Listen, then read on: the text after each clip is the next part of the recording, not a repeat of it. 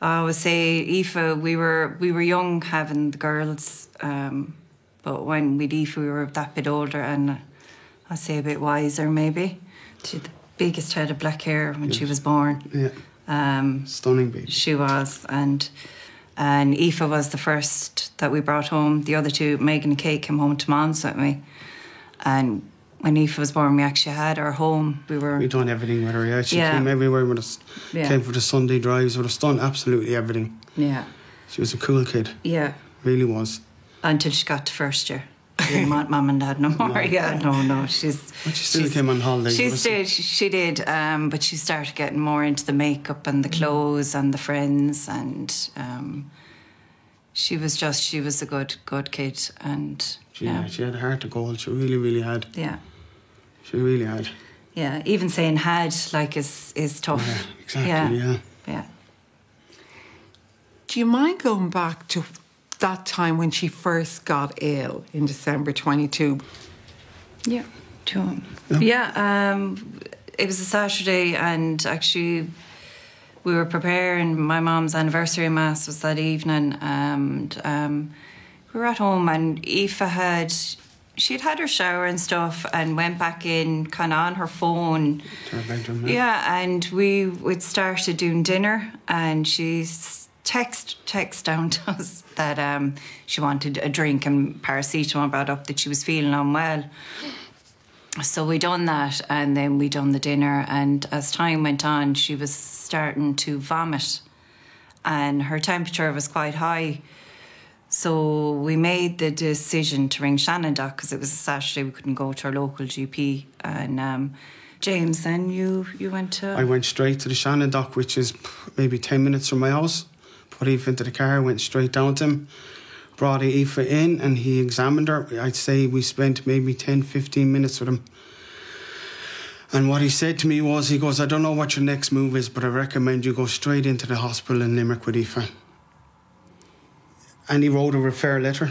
I took the letter, I came out, put Aoife into the car. Aoife was still chatting away and we were having the banter, as we called it. And yeah, and I suppose just as we were in the car, I did open the refer letter, because as a parent, you kind of want to see what they wrote on it. And I wasn't there with them either, like at the doctor's. So I did spot viral septicemia on it. And it did raise a bit of it did raise a flag. It was like, God. So when I checked Aoife in, Aoife kind of lay on the couch. I did, when I handed over the letter now, I did say, checking in, she's quite unwell, and you'll see in the letter. So that's all where I could leave it with her, because you're only kind of checking in at the reception area. In the emergency department? In the emergency department, sorry, yeah. So we sat there, James parked and came in, and then it was just the waiting game. Now, during that time, like, Aoife was showing me pictures of grad dresses. She was sick, like, she was thrown down, but she was still talking. So then, as time passed, she was called in to triage then. So I went in with her, James waited outside. So the nurse took her details and done a few checks with her, and basically said I'd bring her to zone A. Okay, and then there was a trail of people in front of her. And I did comment, I says, God, you can't leave her here, like, she's just so unwell. So we were brought down to a room, which I would say was like PPE, like a gear, kind of a storage kind of a room. So there was no trolley or bed in there. So what we done was... She was in a wheelchair. She was in the wheelchair, so there was another chair in there. So what we done was like a makeshift just for her to kind of get comfortable in some way. The only thing I could say, Miriam, is the night was basically nurses coming in and out to Aoife. Her temperature was continually to stay high. Her skin was pure blotchy and still vomiting. Nothing like had changed, and she had been put on a drip for, I think it was paracetamol and for fluids, and nothing was working, like nothing was changing. We were just left in the room, the three of us. Yeah. All night, really. I was out. Going in and out. The two of us were going in and out, begging for help. Really, really was begging for help. I mean, it came to a We point were that worried, yeah. it came to a point that we were arguing amongst ourselves that I was going, you go out next, Carl, and you were saying, no, I've already been out, because we felt like we were bothering the staff outside, because we just kept going in, and I kept saying, please help us, like, really need help. She's very, very sick. And there was other patients on trolleys, lying on trolleys, and they were shouting for Aoife. Nothing was working for her. Nothing. It was just, she had a terrible, terrible day. I say, like, could have treated her at home with these paracetamol they were giving her, you know. But, like, you were going out, James, weren't you? You were both going out. It was, like, to us, we felt Aoife was the sickest in that area. To us, we did feel that way. All the signs were there. I didn't know anything about sepsis. Now I know everything about it. But when these nurses and whatever were coming in, they just didn't pick up on it. Like, they didn't. All the signs were there, but they never thought, geez, there's something seriously wrong here. Like, and the doctor never ever came anywhere near us. Like, until whatever time. You know, nurses were coming into Aoife, so like that's their job. Like, they should have really. We feel they should have done more for Aoife. I went out and let a big roar out, cursing and everything, that you need to go in there and help my daughter. Because we knew that she was seriously ill, just seriously ill. She was barely. And that's when they seemed to make a bit of a move, come in, 2 or 3 of them, and that's when things kicked off. But it was just way, way too late. There's not a day that goes by that I don't blame myself for not doing more later on during the night. And I just didn't think she was going to die. Like, if I had known, I would have torn the place apart. But I just didn't think like that she was going to die on us. I really didn't. Well, you were trusting you were in the right place. Well, it's a hospital. Yeah. And that's where you go when you're sick. I suppose, like, Aoife's nearly gone 2 years, and myself and James and the kids, we've been very quiet about what happened to Aoife, as in we've never really spoke much about it, but we're angry now as well, you know, we are, because we're thinking back about everything that's gone on, the inquest and everything, and we expect a bit more answers, I think, Miriam, from the hospital, definitely. It's had a big toll on us, hasn't it? Yeah. Us and the extended family, like, mentally and physically, like, just, it's been so bad. Like, we just can't even go into her bedroom. Like, her bedroom door's just been locked since she's passed. We just never been in there.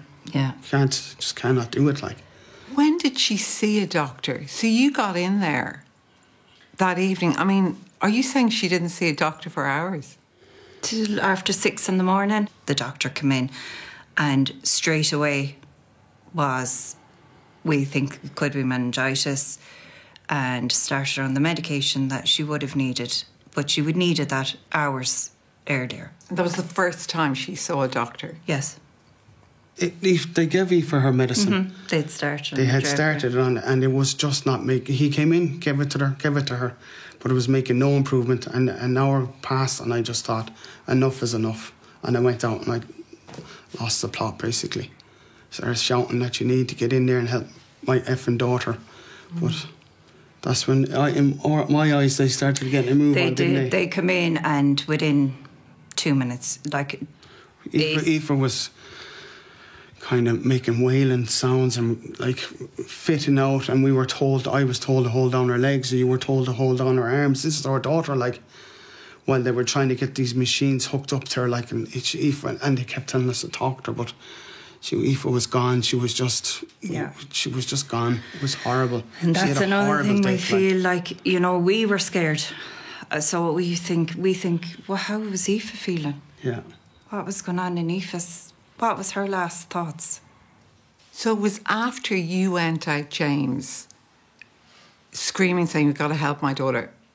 A few moments later, they came in and she was in resus very soon after that. Oh, within a few minutes. Yeah. So she was critically ill at that So I would assume whatever they had seen, you know what I mean, when they witnessed Aoife, they knew she needed to go straight away. Yeah.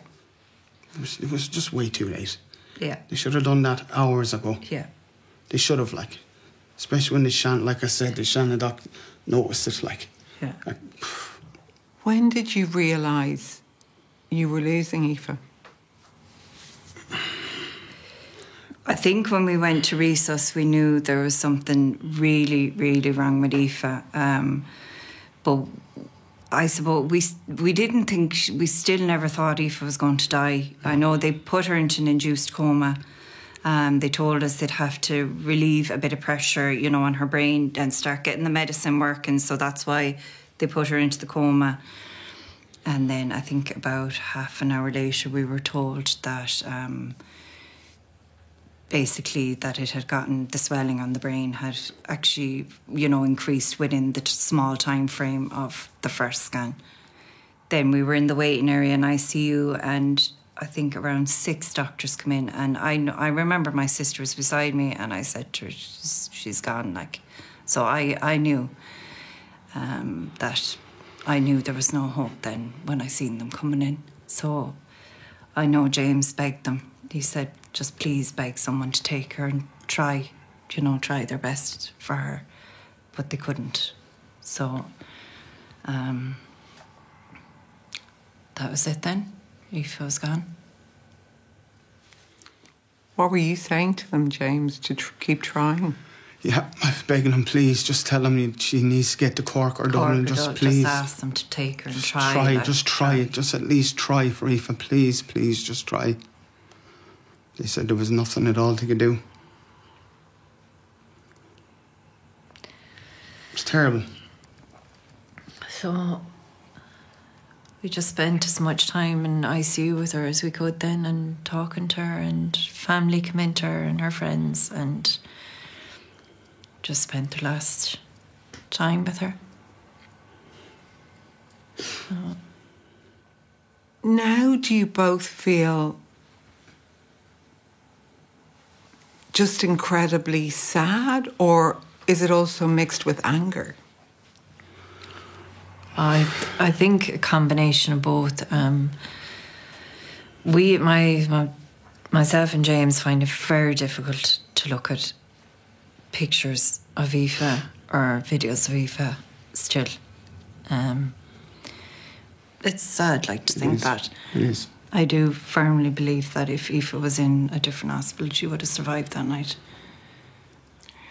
The recent report, the Frank Clark report, has that helped at all? No. Not in the slightest. No, nothing new has come from that report.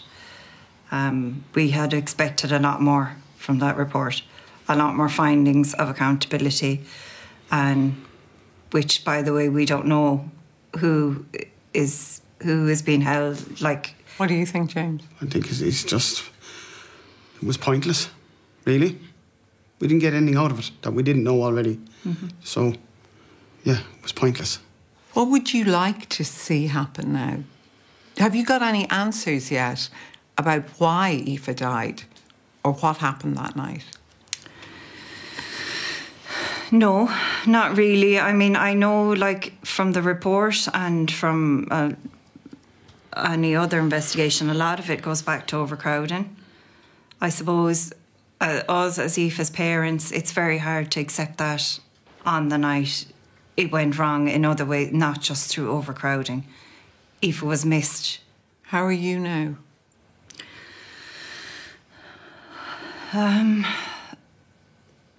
don't, like when Aoife died, we, a part of us, we definitely died with Aoife. Like, our life has totally changed, like, for the worse, like, definitely.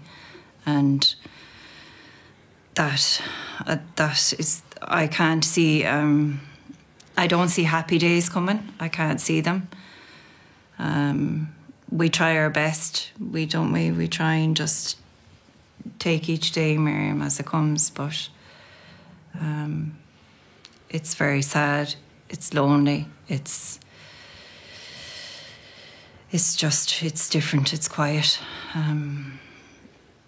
She was about to, do her leave insert, go on, start onto a new chapter of life, and we see all her friends have moved on to those stages, and it's hard, like, and because you do think, oh God, I wonder what Aoife would be doing now, or it's always, I wonder, yeah. We celebrated our 18th birthday up in the graveyard with all our friends, letting off balloons. Just think, it's Yeah. madness. Poor kid. Yeah.